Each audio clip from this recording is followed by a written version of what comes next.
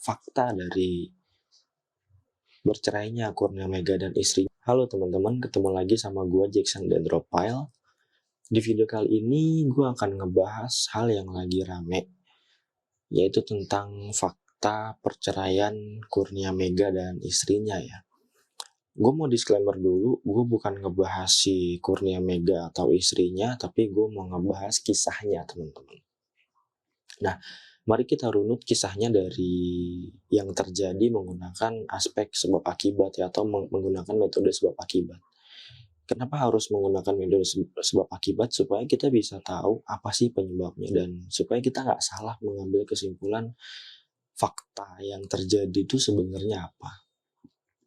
Yang pertama kita harus runut dulu teman-teman. Kita tahu bahwa si Mega ini menikah di tahun 2013 ya dengan istrinya. Kemudian di tahun 2017 ini si Mega mulai sakit, mulai berhenti bermain sepak bola, dan di tahun 2023 dia cerai, dan sekarang ini tahun 2024. Mantan istrinya Kurnia Mega menjelaskan bahwa dia udah cerai dari tahun 2023 dan anak yang terakhir itu lahirnya di tahun 2022. Artinya dia bercerai setahun setelah anaknya lahir. Terus ada kejadian yang puncaknya lah ibaratnya sampai Kurnia Mega itu pergi gitu karena diusir sama mertuanya gitu ya. Itu pada saat istrinya lagi hamil besar pada saat itu. Nah, sebenarnya si Mega ini sakit apa sih? Nama penyakitnya tuh papilledema. Papilledema ini kalau bahasa kedokterannya yang gue baca tuh terjadinya pembengkakan pada optik mata. Kenapa bisa bengkak? Karena adanya tekanan. Tekanannya dari mana? Banyak aspek yang bisa menghasilkan tekanan yang mengakibatkan pembengkakan pada optik mata, seperti cedera pada kepala, tekanan darah tinggi, atau ada masalah di cairan otak. Kita kembali ke kisahnya gitu ya, kita bahas kisahnya. Gue yakin orang-orang yang ngebuat kisah ini diketahui banyak orang tuh mau kita sebagai penonton itu dapat mengambil kebaikannya, dapat mengambil sisi baiknya, bisa merekam sisi baiknya supaya bisa bermanfaat buat kita gitu teman-teman. Nah, dari situ gue ngelihat sebagai penonton memang kita sebaiknya mengambil hal-hal yang baik. Jadi jangan kita ngehujat istrinya, jangan kita ngehujat Meganya atau ngehujat keluarganya. Jadi kita ambil aja kebaikan dari kisah ini apa gitu. Apa bang kebaikannya? Kebaikan yang pertama adalah kita melihat bahwa pada saat, ini menurut gue ya, pada saat kita memilih pasangan, sebaiknya kita melihat atau kita memastikan apakah pasangan kita ini punya satu kecanduan yang sifatnya negatif. Kenapa kita harus concern sama yang sifatnya kecanduan? Kalau nonton podcastnya Densu kan istrinya nyebut Mega itu punya kebiasaan minum minuman keras sejak usia 18 tahun ya. Jadi menurut gue itu udah level kecanduan ya, karena minum sampai akhirnya dia sakit gitu kan ya. Nah, itulah kenapa pada saat kita memilih pasangan sebaiknya kita lihat dulu apakah pasangan kita punya kecanduan negatif yang sifatnya bisa merusak gitu loh teman-teman. Karena apa? Karena kecanduan tuh kayak apa ya? Kayak bom waktu yang ketika kecanduan negatif ya, kayak bom waktu yang ketika bom waktu itu meledak, itu efek negatifnya masif teman-teman.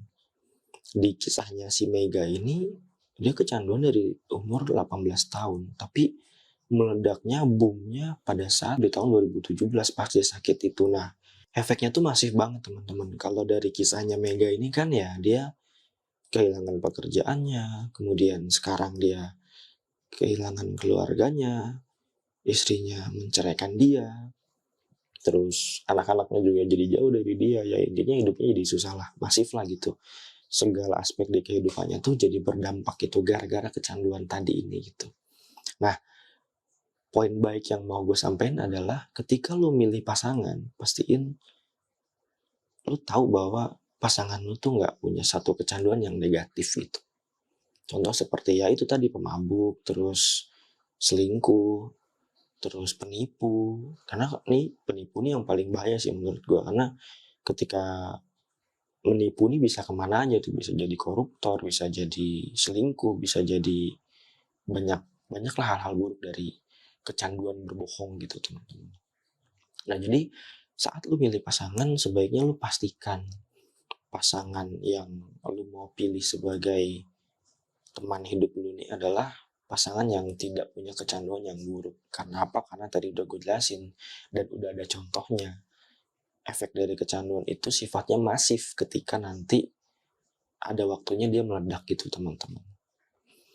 Itu adalah hal baik yang pertama yang bisa kita serap atau yang bisa kita rekam dari kisah Kurnia Mega ini. Nah kemudian gue mau sampaikan yang kedua. Apa yang kedua? Gue mau kasih tahu penyebabnya sebetulnya pernikahan si Kurnia Mega ini bisa selesai gitu ya. Itu terjadi karena ada yang namanya depresi pernikahan teman-teman. Jadi depresi pernikahan ini terjadi karena adanya perubahan tantangan hidup yang signifikan. Ya terlepas dari fakta yang disampaikan oleh mantan istrinya Kurnia Mega bahwa mereka bercerai karena Mega punya kebiasaan buruk gitu, seperti ya itu ya, minum keras, terus dia juga sempat KDRT, selingkuh apa segala macam. Tapi menurut gua satu hal yang membuat mereka bercerai adalah adanya depresi pernikahan yang disebabkan karena perubahan tantangan hidup yang signifikan. Jadi ya kalau memang karena Mega ini pemabuk, ya si mantan istrinya udah tahu nih Mega memang pemabuk dari usia 18 tahun, kan berarti itu tidak menjadi alasan yang pas kalau dibilang gara-gara dia pemabuk makanya gue ceraiin. Ya atau si Mega bilang gara-gara gue sakit gue jadi ceraiin, itu juga bukan alasan yang pas menurut gue.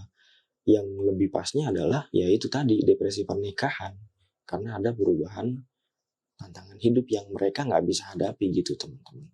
Jadi mari kita temukan core-nya itu apa gitu. Di hal yang kedua ini gue mau sampaikan itu. Jadi core-nya itu adalah terjadinya depresi di pernikahan mereka karena adanya tantangan hidup yang berubah secara signifikan. Depresi pernikahan ini penyebabnya banyak ya teman-teman.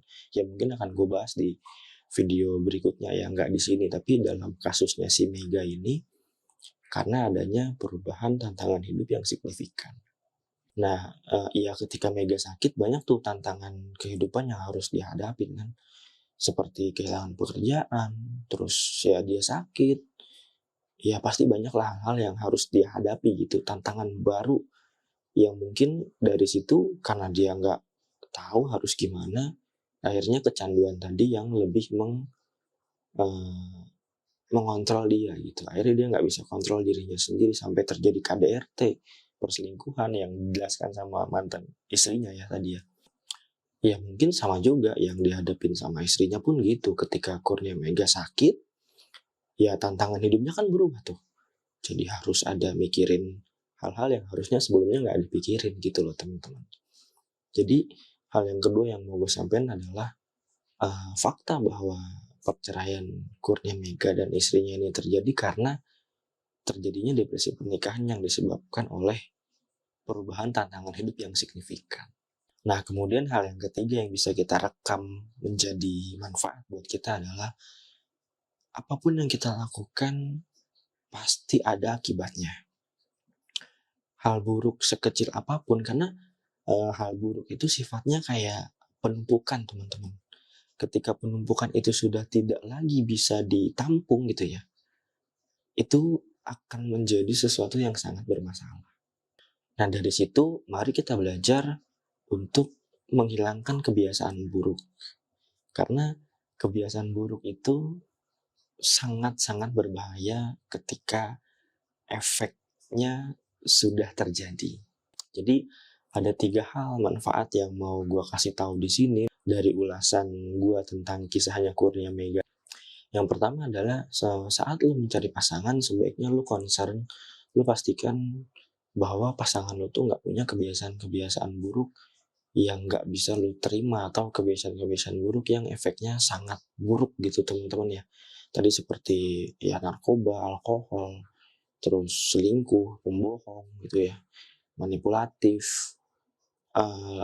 Itu lu pastikan kebiasaan-kebiasaan buruk itu nggak ada di calon pasangan lu kalau lu mau menikah ya. Kemudian yang kedua tadi, gue juga sampein fakta dari bercerainya Kurnia Mega dan istrinya adalah terjadinya depresi dalam pernikahan yang disebabkan karena perubahan tantangan hidup yang signifikan. Yang terakhir adalah kalau lu punya kebiasaan buruk, sebaiknya lu perbaiki gitu teman-teman, karena kita tahu bahwa kebiasaan buruk itu sifatnya bertumpuk ya, yang ketika sudah tidak bisa ditampung, kebiasaan buruk itu akan menimbulkan masalah yang sangat besar dan efeknya sangat masif seperti yang dialami oleh saudari kita Kurnia Mega. Mungkin itu teman-teman yang dapat gue sampaikan di video kali ini. Semoga kita bisa selalu mengambil hal positif dari apapun yang terjadi di sekitar kita, teman-teman. Kalau lo ngerasa video ini bermanfaat, lo bisa bantu share, subscribe, atau lo bisa komen juga di kolom komentar jika memang ada hal yang ingin lo sampaikan atau yang ingin lo tanyakan ke gue. Oke teman-teman, mungkin segitu dulu video dari gue Jackson dan Rupal. Sampai ketemu di video berikutnya. See you.